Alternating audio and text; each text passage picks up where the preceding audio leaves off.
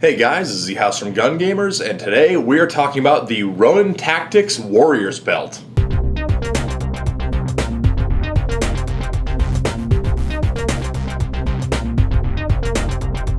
So, if you've been following the channel for a while, you might know that I previously had a 511 VTAC Barocos Battle Belt that I liked a lot, but did still have some limitations in terms of what it did and what it could do, and I decided to look on the market for another option that I thought would stay in place a lot better on my sides and would not ride up or down or shift a lot during gameplay.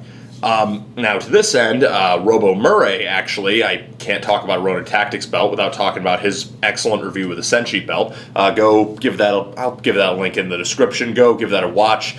So I watch his review of the Senshi Belt, and I look up the company Ronin Tactics, and I realize that they have a few different options of belt. Now, I decided to go with the Warriors Belt just because it was a little bit cheaper, and I was going to go with the Shooters Belt, but the issue is the Shooter's Belt in Coyote Brown in my size was out of stock, so I got the Warriors Belt instead.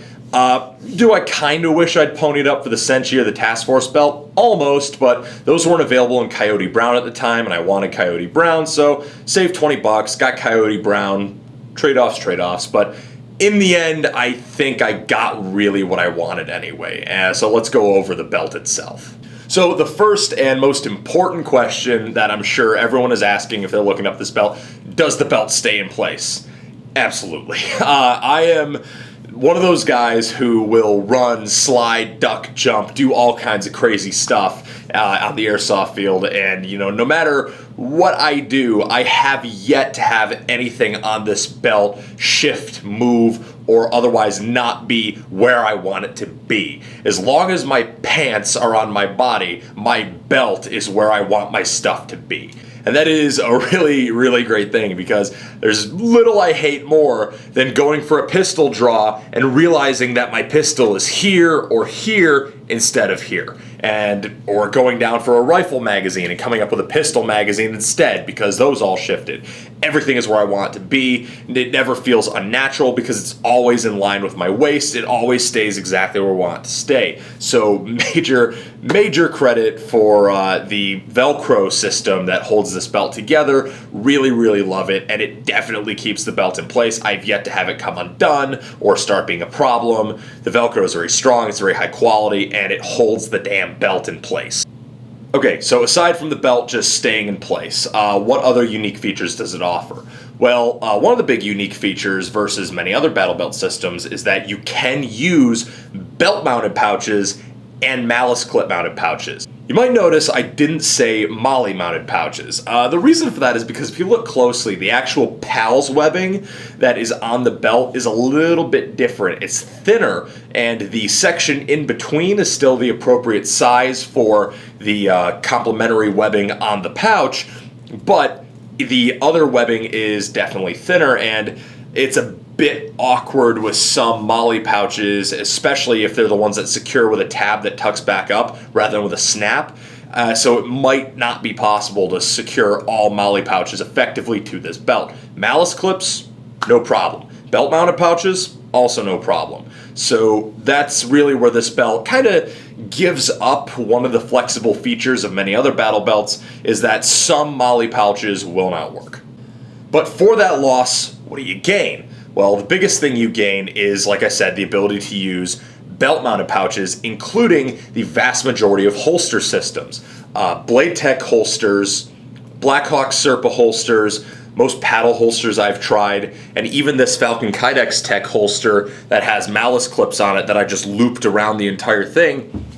All of those will fit on this belt because it is at its core, a 1 3/4 inch belt. So you can fit 1 3/4 inch belt loops and all that kind of stuff on here. So if you have holsters or Kydex pouches or other Kydex products that you want to put on here, then you can use those if you have 1 3/4 inch belt loops, or if you just use malice clips, loop them around or loop them through and make that work. I gotta say though, one of my personal favorite features of the belt, other than the security and the flexibility of the system, is that you can take it on and off very easily. Now, if you're like me and you go to and from the field like a normal person in your car, and every now and then you like to stop and grab a drink or something, you might want to have a battle belt system that you don't have to unweave and weave in all through your belt loops and all that, because that becomes a huge pain in the ass when you want to look normal on your drive home. Well, with the Velcro belt, it's a little odd, but you can take it right on, take it right off, and then just go about your merry way doing whatever you want to do. And then when you want to put it back on, it's a simple matter of lining this up. If you've ever put on a dive belt for scuba diving, I use a process kind of like that, where I actually thrust my hips out, catch the Velcro on the back as much as possible, line everything up, buckle it, pat it all down, give myself a shake, and we're good to go. So now the battle belt is on me, totally secure, not going to go anywhere. Of course, this belt has a Cobra buckle up front as well as a D-ring for rappelling use. I actually only got the Warriors belt because the Shooters belt was out of stock. I personally haven't tested any rappelling capabilities of this belt, so if you're thinking about doing rappelling with this belt, I'm the wrong guy to ask. But the Cobra buckle is very high quality, very strong. Obviously, I've never had it come undone because I'm not subjecting it to the loads that it's rated for, which are absurd in the thousands of pounds. So the Cobra buckle is very good. The biggest recommendation I can make about this belt, though, is follow the sizing chart on Ronin Tactics website. Now, do not buy according to your pant size, buy according to your real waist size. Go on the Ronin Tactics website and buy according to your waist size as you measure it, because they're measuring that too. So if you want a belt that fits, get that. I got the belt that was suggested for me. This is a large, and it fits perfectly because I followed the directions on the Ronin Tactics site. So what are the cons of this belt? Like I said, one of the big cons is not being able to use some MOLLE-mounted pouches. Like I said, that's kind of a trade-off, which is to be expected. One of the other cons is that the belt is not very stiff. I mean, if you look here, if it's unsupported, it can roll, it can twist, it can bend, it can do all kinds of stuff. Instead, it relies on the Velcro mating in order to keep everything tight to your body. I have found that through my use, it stays tight perfectly using the Velcro and a nice tight fit and a tight adjustment with the Cobra buckle and the adjustment features on here.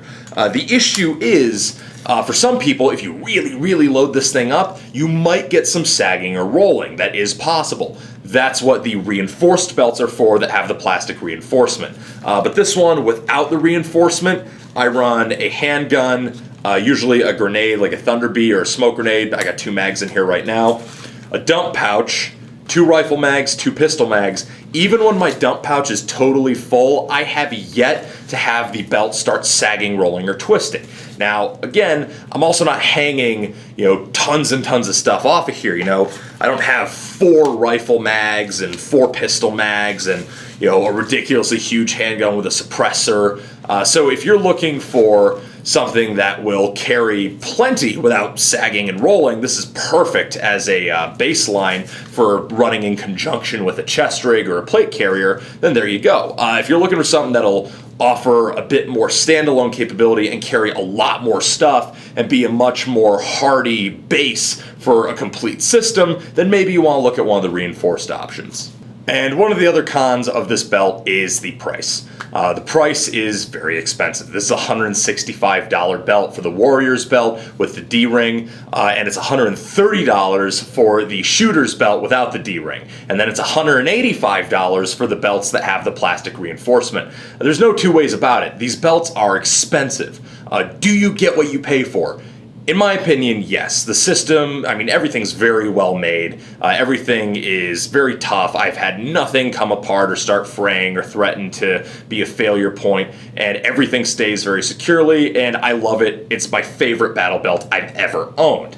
But it's expensive.